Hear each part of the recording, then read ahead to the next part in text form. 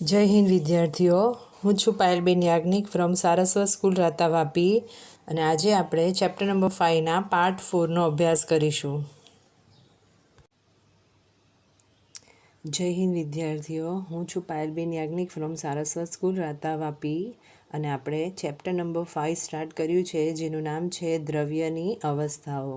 આ ચેપ્ટરની અંદર અત્યાર સુધી આપણે ટોપિક નંબર 5.5 કે જે છે વાયુ નિયમો, એની અંદર બોયલનો નિયમ, ચાર્લ્સનો નિયમ અને ગેલ્યુશેકનો નિયમ જોઈ ગયા છે. આજના વિડીયોની અંદર આપણે એની આગળના ટોપિક નંબર 5.5.4 કે જે છે એવોગેડ્રો નિયમ, ટોપિક નંબર 5.6 કે જે છે આદર્શ વાયુ સમીકરણ અને ટોપિક નંબર 5.6.1 કે જે છે વાયુમય પદાર્થની ઘનતા અને મોલર દળ, એ થિયરીનો અભ્યાસ કરશું અને એને આધારિત જે કોયડો છે 5.3 એ ગણશું.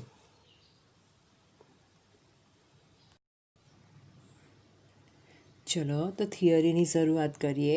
સૌથી પહેલાં આપણે જોઈશું એવોગેડ્રો નિયમ. એને જ કહેવામાં આવે છે કદ જથ્થો સંબંધ.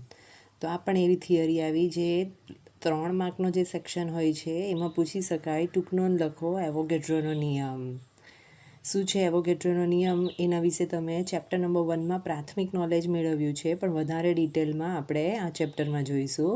સૌથી પહેલાં નિયમ જુઓ તો આ નિયમમાં એવું કહેવામાં આવ્યું છે કે સમાન કદ ધરાવતા બધા જ વાયુઓ, એટલે આપણે વાત કરવાની છે સમાન કદ ધરાવતા વાયુઓની, એનું સમાન તાપમાને અને સમાન દબાણે જો અણુઓની સંખ્યા જોશો તો એ કેવી હશે, સરખી હોય. એના ઉપરથી એવું કહેવાય કે સમાન તાપમાને અને સમાન દબાણે સમાન કદ ધરાવતા બધા જ વાયુઓ સરખી સંખ્યામાં અણુઓ ધરાવે છે. આ તો નિયમનું સ્ટેટમેન્ટ તો એનું એ જ છે, ખ્યાલ આવે એવું. ચલો હવે એના સૂત્રની તારવણી જુઓ. તો સમાન કદ ધરાવતા વાયુઓ, તો આપણે ધારી દઈએ, ધારો કે વાયુનું કદ જે છે કેપિટલ વી છે, પ્રપોઝનલ ટુ સરખી સંખ્યામાં અણુઓ ધરાવે, તો એ જે અણુઓની સંખ્યા છે એને સ્મોલ એન કહીએ. આપણને ખબર છે કે જ્યારે સપ્રમાણતાનું ચિહ્ન કાઢવું હોય તો કોઈ અચળાંક લખવો પડે, એટલે આપણે એવું કહીશું કે માટે વી બરાબર K4 ઇન્ટુ સ્મોલ એન. કેમ અહીંયા K4 લખ્યું છે, કારણ કે એની આગળની જે થિયરી આવી ગઈ એની અંદર આપણે K1, K2, K3 અચળાંકોનો ઉપયોગ કરી દીધો છે.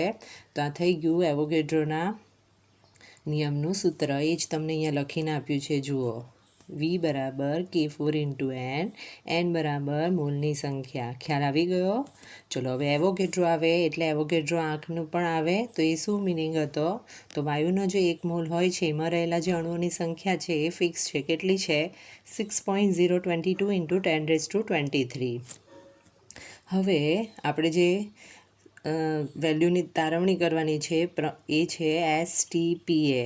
તો શું છે STP? અને આ STP જ્યાં સુધી કેમેસ્ટ્રી ભણશો ત્યાં સુધી આવશે. તો સૌથી પહેલાં જુઓ એનો મિનિંગ, અને એને કેમ STP નામ આપ્યું છે, તો જે S છે એ વપરાશે સ્ટાન્ડર્ડ, એટલે જે સ્ટાન્ડર્ડ હશે એનું જ ગુજરાતી હશે પ્રમાણભૂત. એના પછી જે શબ્દ આવ્યો છે ટી, એને કહેવામાં આવે ટેમ્પરેચર, અને એને ગુજરાતીમાં કહેવાય તાપમાન. એટલે પ્રમાણભૂત તાપમાન. અને પી આપણને ખબર છે કોના માટે વપરાય, પ્રેશર માટે વપરાય, તો એનું થઈ જશે દબાણ. એટલે જ્યારે તમે એનું ગુજરાતી જોશો તો શું થશે, પ્રમાણભૂત તાપમાન અને દબાણ થાય. તો એ જ તમને અહીંયા લખીને આપ્યું છે, જુઓ. STP એટલે સ્ટાન્ડર્ડ ટેમ્પરેચર એન્ડ પ્રેશર, અને એને જ કહેવામાં આવે પ્રમાણભૂત તાપમાન અને દબાણ. તો STP એ જે દરેક વાયુનો 1 મોલ હશે એ સમાન કદ ધરાવશે. ચલો લીટી શોધો અને હાઇલાઇટ કરી દો. હવે જ્યારે દાખલાની ગણતરી આવશે અને ત્યારે તમને અમુક વેલ્યુ નહીં આપી હશે, તો તમે આગળ જે યાદ રાખતા હતા એ જ રીતે કંઈ જ ના આપ્યું હોય અને STPA કીધું હોય, તો ત્યારે તમારે સ્ટાન્ડર્ડ ટેમ્પરેચર કેટલું લેવાનું, સ્ટાન્ડર્ડ પ્રેશર કેટલું લેવાનું, અને તમે એક સૂત્રની તારવણી કરશો અને પછીની થિયરીમાં ત્યાં વી આવશે, એનો ઉપયોગ કરવાનો આવશે. ચલો તો જોઈ લો શું છે સ્ટાન્ડર્ડ ટેમ્પરેચર. તો પ્રમાણભૂત તાપમાન જે નક્કી થયું છે એ છે 0 ડિગ્રી સેલ્સિયસ અથવા 273.15 કેલ્વિન. આપણે ગણતરી માટે 273 લઈએ છીએ, પણ પ્રમાણભૂત તાપમાન કેટલું છે? 0 ડિગ્રી સેલ્સિયસ અથવા 273 કેલ્વિન. એ જ વખતે જો તમે દબાણ જોશો તો એ છે 1 બાર, અથવા ત્યારે આપણે પાસ્કલમાં વેલ્યુ લેતા હતા, એ કેટલી છે? 10⁵ પાસ્કલ. અને ખાસ ધ્યાન રાખજો, તમે પાછળ એક સૂત્ર તારવશો PV = nRT, તો ત્યાં જ્યારે 1 મોલનું STPA તમે ગણશો તો એ વેલ્યુ આવશે 22.71088, અને એ હશે લીટર ઇન્ટુ મોલ ઇનવર્સ. ગણતરી માટે આપણે 22.7 લઈએ, પણ એની એકચ્યુઅલ વેલ્યુ આ રીતની છે. તો આ STP ખાસ ધ્યાન રાખજો, જ્યારે તમને વેલ્યુ ના આપી હોય ત્યારે આનો ઉપયોગ કરવાનો રહેશે. તો એ જ તમને અહીંયા લખીને આપ્યું છે, જુઓ. આ 3 વેલ્યુ પણ ખાસ ધ્યાન રાખજો, તમે જે સૂત્ર લખો છો ત્યાં એડ કરી દેજો. ચલો, હવે જે આપ્યું છે એ છે ઘનતા અને આણ્વીય દળ વચ્ચેનો સંબંધ એવોગેડ્રો નિયમના સૂત્રના આધારે. કેવી રીતે તારવવાનું તે જુઓ. તો આપણને ખબર છે V = K4 × N. હવે અહીં જે સ્મોલ n આવ્યો એના માટે આપણે શું કહી શકીએ? સ્મોલ n એ પણ ફર્સ્ટ ચેપ્ટરમાં જોઈ જ ગયા છે. n બરાબર મોલ કહેવાય, અને મોલ બરાબર શું છે? વજન ભાગ્યા આણ્વીય દળ. ચલો, વજન એટલે માસ કહેવાય, એટલે સ્મોલ m કહેવાય, અને આણ્વીય દળ એટલે કેપિટલ M લખશું.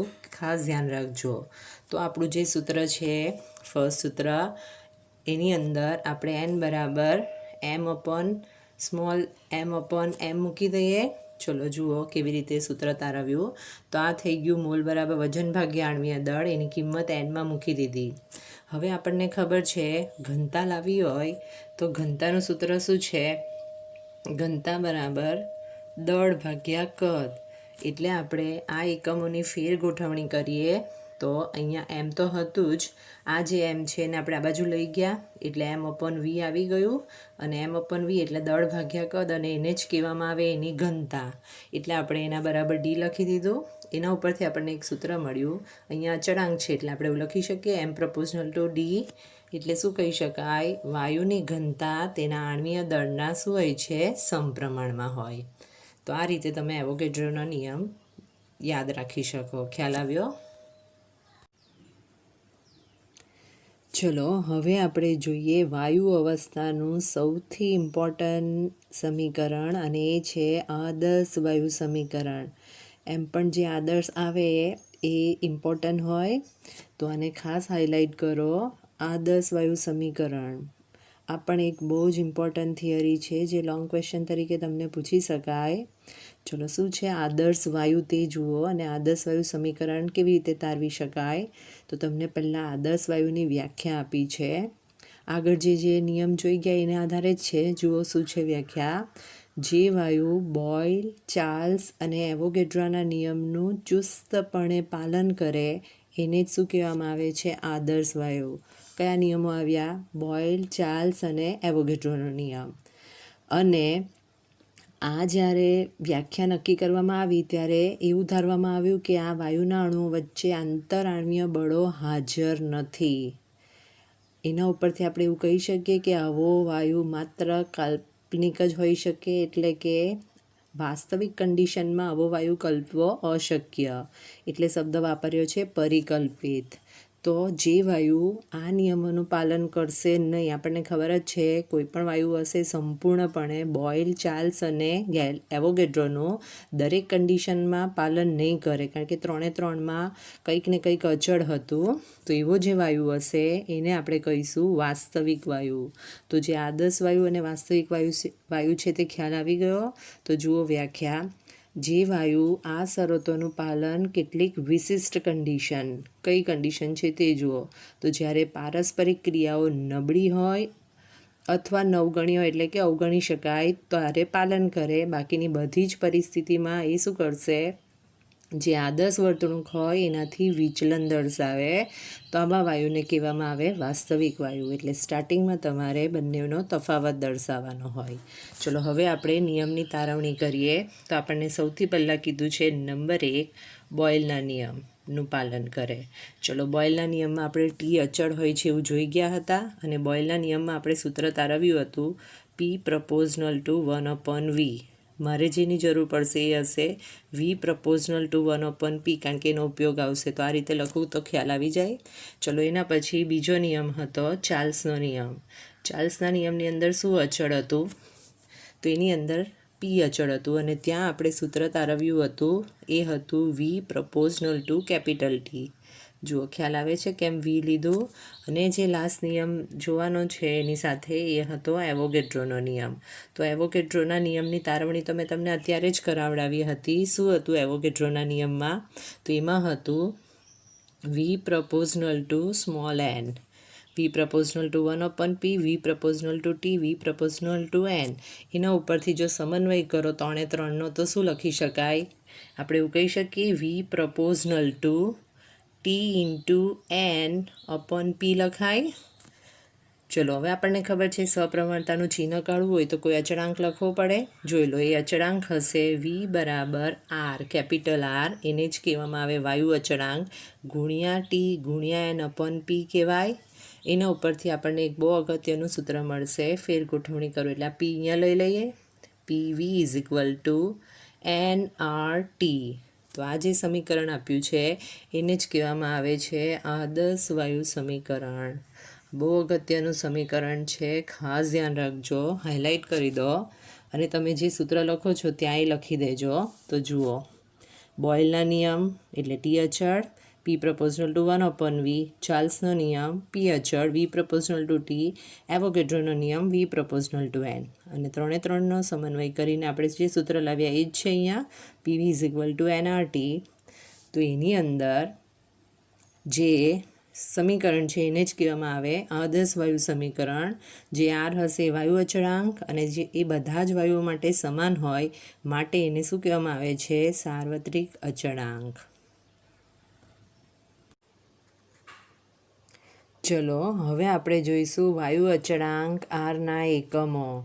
તમે આ ચેપ્ટરની અંદર જે દાખલા ગણશો અથવા એના પછીના જે ચેપ્ટર આવશે એમાં જે દાખલા જોશો એની અંદર વાયુ અચળાંક આરની વેલ્યુ તમારે યાદ રાખવાની રહેશે.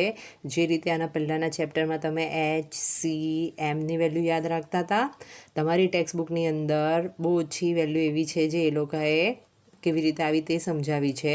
હું તમને ટોટલ 6 અલગ અલગ એકમની અંદર આરની વેલ્યુ કેવી રીતે આવી છે તે સમજાવીશ. તો પહેલાં સમજી લો, અને ત્યારબાદ જ્યાં સૂત્ર લખો છો ત્યાં આગળ એ વેલ્યુ એડ કરી દેજો.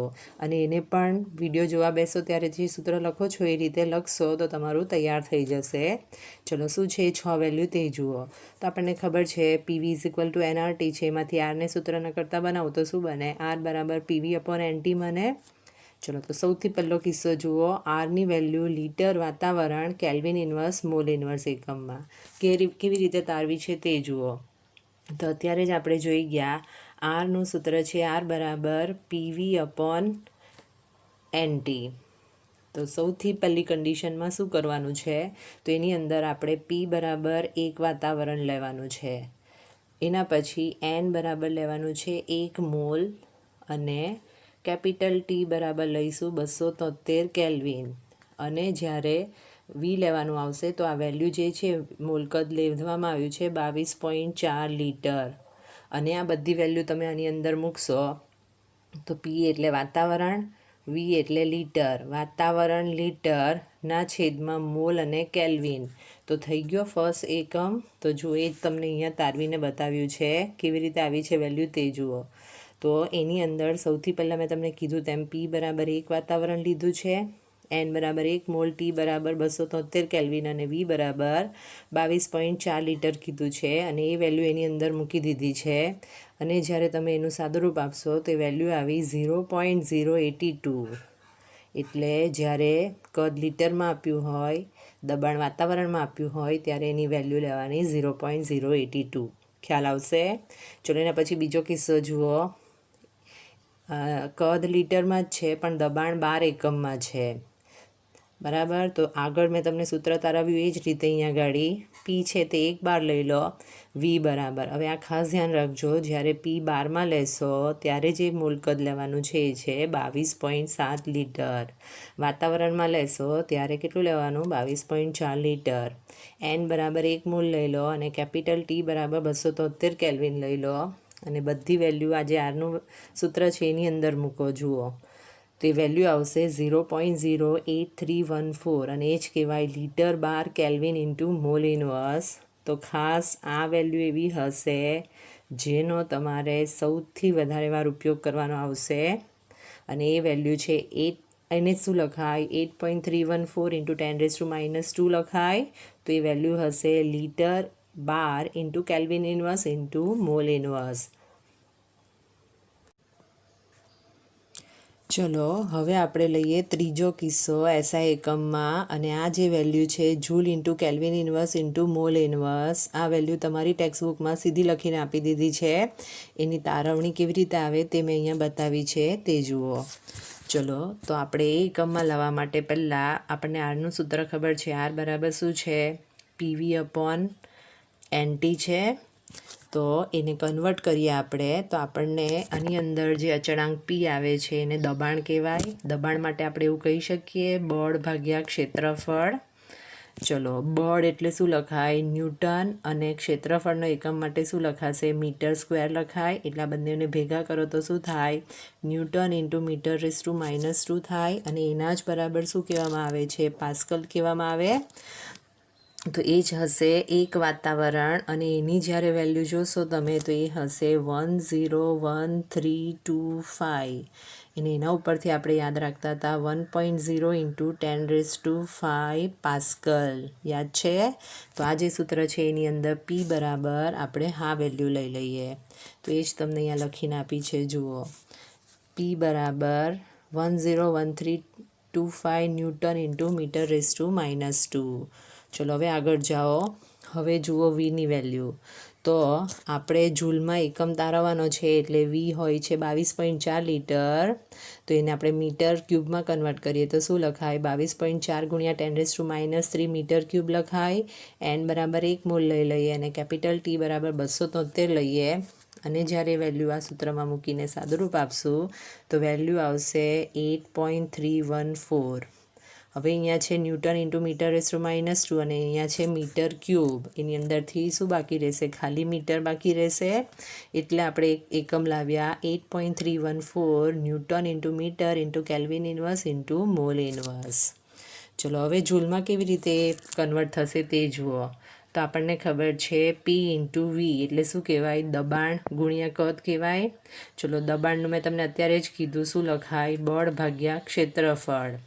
અને જ્યાં કદ વી છે તો કદ વી માટે શું લખાય? લંબાઈ ગુણ્યા ક્ષેત્રફળ લખાય. ચલો તો ક્ષેત્રફળ કેન્સલ થશે. શું બાકી રહે? બળ ગુણ્યા લંબાઈ બાકી રહ્યો. અને આપણને ખબર છે બળ ગુણ્યા લંબાઈ એને જ કહેવામાં આવે કાર્ય, એને જ કહેવામાં આવે ઉર્જા. અને કયા એકમમાં મપાય? ન્યૂટન ઇન્ટુ મીટરમાં મપાય. ચલો હવે આની અંદર જ તમને હિન્ટ આપી છે. જુઓ શું બાકી રહી ગયું? બળ. તો બળ એટલે ન્યૂટન. લંબાઈ કયા એકમમાં મપાય? Newton into metre. તો આ જે સમીકરણ છે એકમ છે ન્યૂટન ઇન્ટુ મીટર. તો એના જ બરાબર જૂલ લખી દેવાય.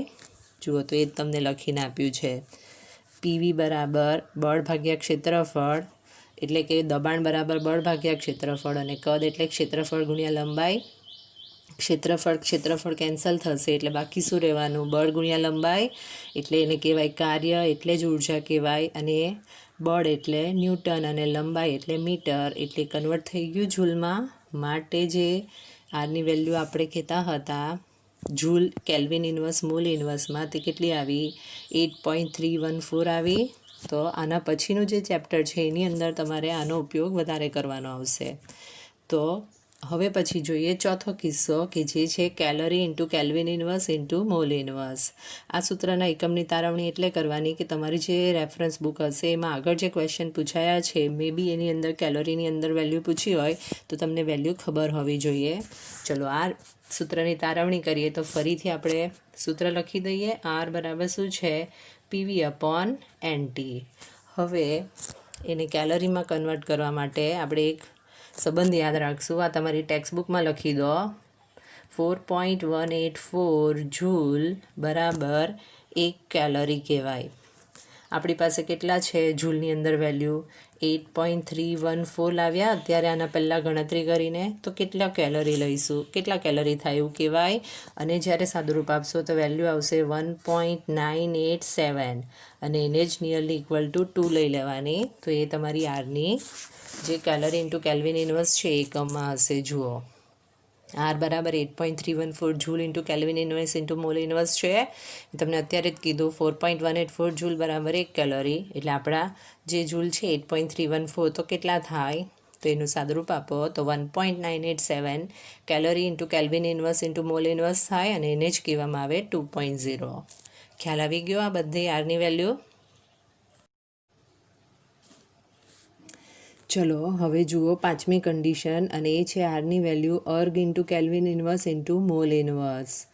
ચલો તો આપણે આગળ જોઈ જ ગયા છે કે 1 જૂલ બરાબર કેટલું લખાય? 10⁷ અર્ગ લખાય. એટલે આપણે અર્ગમાં વેલ્યુ લાવવા માટે આરની વેલ્યુ જે જૂલમાં હતી તે જ સૂત્રનો ઉપયોગ કરશું. તો આપણને ખબર છે આર બરાબર 8.314 joule into kelvin inverse into mole inverse છે. ચલો તો એની અંદર આ જે જૂલ છે એના બરાબર ઉપરનો જે સંબંધ હતો 10⁷ અર્ગ લખાય. તો એ જ વેલ્યુ મેં અહીંયા લખી દીધી છે, એટલે એ થઈ જશે 8.314 into 10⁷ erg into kelvin inverse into mole inverse. તો આ તો ખ્યાલ આવી જાય એવું જ છે. અને જે લાસ્ટ કિસ્સો છે એ છે આરની વેલ્યુ સેન્ટીમીટર ક્યુબ વાતાવરણ kelvin inverse into mole inverse. એનો મતલબ એમ કે આમાં કદ આપણે શેમાં લેવાનું છે? સેન્ટીમીટર ક્યુબમાં લેવાનું છે. તો આમાં ખાસ ધ્યાન રાખજો, આપણે જે આરની વેલ્યુ લીટર વાતાવરણ કેલ્વિન ઇન્વર્સ ઇન્ટુ મોલ ઇન્વર્સમાં લાવ્યા, એમાં જો તમે આના પછીના આંકડા જોશો તો એ હશે 0.0821 આવે છે. એ કેમ કીધું તમને? કારણ કે પાછળ એનો ઉપયોગ આવશે. ચલો તો સિમ્પલ આની અંદર તો 1 લીટર બરાબર 1000 સેન્ટીમીટર ક્યુબ લખી દેવાય. આ ખાલી સંબંધ યાદ રાખવા માટે કીધો છે, એને જ આપણે કીધું હતું 1 ડેસીમીટર ક્યુબ. તો જે આરની વેલ્યુ લીટર વાતાવરણ કેલ્વિન ઇન્ટુ મોલ ઇન્વર્સ છે એ છે 0.0821. એટલા માટે લખવાનું કારણ કે આપણે વૈજ્ઞાનિક સંકેત પદ્ધતિમાં એને ફેરવવાનું આવશે. આગળ મેં તમને કીધું તેમ 1 લીટર બરાબર 1000 સેન્ટીમીટર ક્યુબ લખી દીધું લીટરની જગ્યાએ. બાકીનું તો એનું એ જ છે વાતાવરણ into kelvin inverse into mole inverse. ચલો આની અંદર 1000 એટલે 10⁻³ લખાય અને જ્યારે એને સંકેત પદ્ધતિ પ્રમાણે ફેરવશો તો એ કેટલી વેલ્યુ થશે? 82.1 થાય. તો જ્યારે સેન્ટીમીટર ક્યુબ વાતાવરણ કેલ્વિન ઇન્વર્સ મોલ ઇન્વર્સ હોય તો આરની વેલ્યુ હશે 82.1. ચલો હવે અહીંયા તમને કંઈ ટેબલ બનાવીને આપ્યું હોય એવું લાગે છે. જુઓ, તો જ્યાં તમે સૂત્ર લખો છો ત્યાં ગાડી આ ટેબલ તમે ડ્રો કરી દેશો તો એક જ વેલ્યુની અંદર એક જ ટેબલની અંદર મેં તમને જે 6 વેલ્યુ શીખવાડી એ બધી જ આવી જશે. જુઓ, તો સૌથી પહેલી જે વેલ્યુ છે આરની એ છે 0.082. કયા એકમમાં આવી હતી? લીટર વાતાવરણ કેલ્વિન ઇન્વર્સ મોલ ઇન્વર્સ છે. તમે ખાના જે રીતના બનાવ્યા છે, પહેલું ખાનું છે આરનું મૂલ્ય અને બીજું ખાનું છે એના એકમનું. એના પછી સૌથી વધારે જેનો ઉપયોગ થવાનો છે એ છે બીજી વેલ્યુ 8.314 ઇન્ટુ 10⁻² લીટર ઇન્ટુ બાર into kelvin inverse into mole inverse. આના પછીના ચેપ્ટરની અંદર જેનો સૌથી વધારે ઉપયોગ આવશે એ છે joule into kelvin inverse into mole ઇન્વર્સમાં એકમ. તો એ છે વેલ્યુ 8.314. હવે એને જો calorie into kelvin inverse into mole ઇન્વર્સમાં વેલ્યુ જોવી હોય તો એ કેટલી લાવ્યા આપણે? 1.987 લાવ્યા. અત્યારે જ લાસ્ટ બે ગણતરી જે જોઈ ગયા એમાં erg into kelvin inverse into mole ઇન્વર્સમાં વેલ્યુ હતી 8.314 ઇન્ટુ 10⁻⁷ અને લાસ્ટ જે વેલ્યુ છે તમારી અને એ છે સેન્ટીમીટર ક્યુબ વાતાવરણ kelvin inverse into mole inverse. તો એ કેટલી છે? 82.1 છે. ખ્યાલ આવી ગયો આની બધી વેલ્યુ? તો આ ટેબલ ખાસ ડ્રો કરજો. જે રીતે તમે આગળના સૂત્ર મોડે પાકા કરીને લખો છો એ રીતે હવે પછી તમારી નોટની અંદર આ આરની વેલ્યુ પણ યાદ રાખજો. ચલો લાસ્ટ બે થિયરી જુઓ કે એ છે સંયુક્ત વાયુ સમીકરણ અને વાયુમય પદાર્થની ઘનતા અને મોલર દળ વચ્ચેના સંબંધ દર્શાવતા સૂત્ર. એનો ઉપયોગ સૌથી વધારે ગણતરી માટે થશે. તો પહેલાં આપણે જોઈએ સંયુક્ત વાયુ સમીકરણ. તો એનો ઉપયોગ આપણે આદર્શ વાયુ સમીકરણ પરથી કરશું. તો આપણી પાસે સૂત્ર છે PV is equal to nRT. એની અંદરથી જો હું પીવી અપોન ટીનું સૂત્ર બનાવું તો શું થશે? PV upon T is equal to NR. R વાયુ અચળાંક છે અને આ એન એટલે મોલની સંખ્યા છે. આદર્શ વાયુ સમીકરણમાં આપણે 1 મોલ આદર્શ વાયુ લીધો હતો. ચલો હવે આની અંદર સ્ટાર્ટિંગની અંદરની જે કન્ડિશન છે નિશ્ચિત જથ્થાના વાયુની, તો એ છે દબાણ P1, કદ V1 અને તાપમાન શું છે? T1. તો એ જ તમને અહીંયા લખીને આપ્યું છે. નિશ્ચિત જથ્થાના વાયુનું તાપમાન, કદ અને દબાણ T1, V1 અને P1 હોય તો P1 V1 અપોન T1 એટલે પહેલું સૂત્ર મળે તમને. એના ઉપરથી P1 V1 અપોન T1 બરાબર શું લખાય? NR. અને એના જેવું બદલાયેલી કન્ડિશન P2 V2 અને T2 હોય તો એના બરાબર પણ શું લખાય? P2 V2 upon T2 is equal two NR. અને જ્યારે એને કમ્પેર કરશો તો બંને બાજુ NR કોમન નીકળે. એના ઉપરથી આપણને સૂત્ર મળે P1 V1ના છેદમાં T1 is equal two P2 V2ના છેદમાં T2. કારણ કે બંનેમાં NR કોમન છે. તો દાખલાની ગણતરીની અંદર જે 3 માર્ક્સના દાખલા હોય છે એ આને આધારિત આવી શકે. આની અંદર તમે જોશો ટોટલ 6 અચળાંક આવ્યા. 3 અને 3 6. એની અંદરથી કેવી રીતે દાખલા પૂછાય? તો 6માંથી તમને 5 અચળાંકની કિંમત આપી દેવામાં આવે અને તમને જે બાકી રહી ગયો એની વેલ્યુ પૂછાય. આ એ જ દાખલા હશે જ્યાં તમને એવું કહેવામાં આવે STPA. તો જ્યારે STP શબ્દ વાપરે તો મેં તમને કીધું જ છે વેલ્યુ કેટલી લેવાની, ખ્યાલ આવશે. અને લાસ્ટ થિયરી જુઓ, વાયુમય પદાર્થની ઘનતા અને મોલર દળ વચ્ચેનો સંબંધ. તો એ આપણે આદર્શ વાયુ સમીકરણનો જ ઉપયોગ કરીને તારવશું. તો ફરીથી આદર્શ વાયુ સમીકરણ એટલે શું છે? PV is equal to NRT.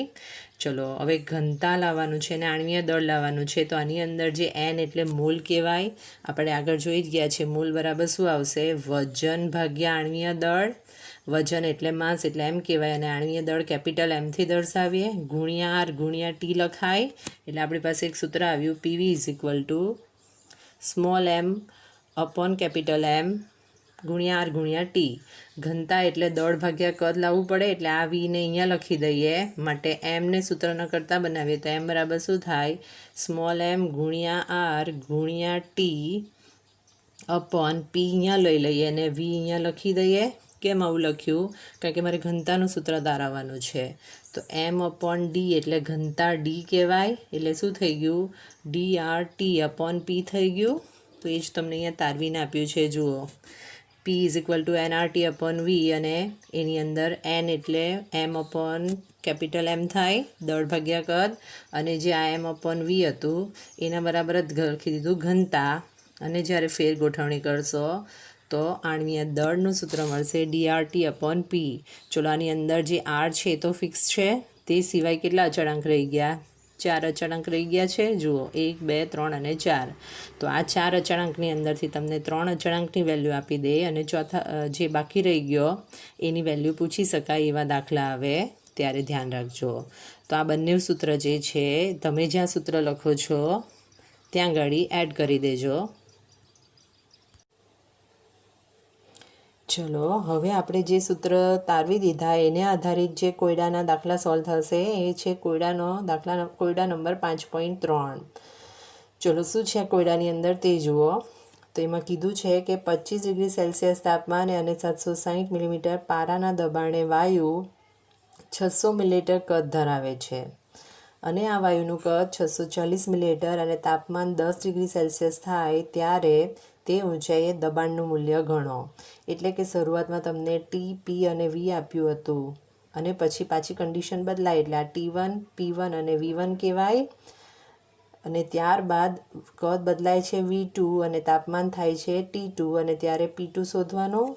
અને આ ડેટા ઉપરથી આપણે એવું કહી શકીએ કે આની અંદર 6 અચળાંક આપ્યા છે. એમાંથી 5ની અચળાંકની વેલ્યુ આપી છે ને 1ની નથી આપી. એટલે સંયુક્ત વાયુ સમીકરણનો ઉપયોગ કરવો પડશે. તો એ જ તમને અહીંયા લખીને આપ્યું છે. ચલો એની અંદર બધી વેલ્યુ લખી દઈએ. તો આપણને કીધું છે 25 ડિગ્રી સેલ્સિયસ તાપમાન. તો આપણે કેલ્વિનમાં ગણવાનું હોય એટલે 25 + 273 કરવું પડે એટલે કેટલું થશે? 298 કેલ્વિન. 760 મિલીમીટર પારાના દબાણે એટલે 760 મિલીમીટર HG લખાય. પારો એટલે મર્ક્યુરી કહેવાય. ત્યારે કદ V1 બરાબર 600 મિલીલીટર છે. બદલાયેલી કન્ડિશનમાં કદ 640 મિલીલીટર થાય એટલે V2 બરાબર 640 મિલીલીટર અને તાપમાન 10 ડિગ્રી સેલ્સિયસ એટલે T2 બરાબર 10 + 273 એટલે કેટલું થાય 283 કેલ્વિન થાય. ત્યારે દબાણનું વેલ્યુ શોધવાની છે એટલે P2 બરાબર ક્વેશ્ચન માર્ક. ચલો તો સંયુક્ત વાયુ સમીકરણ છે એ લખ્યું છે, એમાંથી P2ને સૂત્રના કરતાં બનાવીએ તો શું થશે P1 V1 T2 upon V2 into T1. ચલો એની અંદર P1 બરાબર 760 મિલીમીટર Hg લઈ લીધું છે. એના પછી V1 બરાબર લઈ લીધું છે 600 મિલીલીટર, T2 બરાબર લઈ લીધું છે 283 કેલ્વિન અને V2 બરાબર લઈ લીધું છે 640 મિલીલીટર અને T1 બરાબર 298 કેલ્વિન. એટલે જે વેલ્યુ કેન્સલ થશે એ કેલ્વિન કેલ્વિન મિલીલીટર મિલીલીટર. આ જે 760 મિલીમીટર પારાના દબાણે છે એટલે એને શું લખાય મિલીમીટર Hg લખાય. તે જ તમને અહીંયા લખીને આપ્યું છે P2 બરાબર 676.6 મિલીમીટર Hg. એટલે આપણે આ દાખલાનો જવાબ જે હશે તે આ હશે. એટલે આ દાખલા હોય છે સિમ્પલ જ, પણ તમને કઈ વેલ્યુ આપી છે એ શોધતા આવડવું જોઈએ. ખ્યાલ આવશે? ચલો તો એની આગળના જે દાખલા સ્વાધ્યાયના છે એ આપણે નેક્સ્ટ વિડીયોમાં જોઈશું.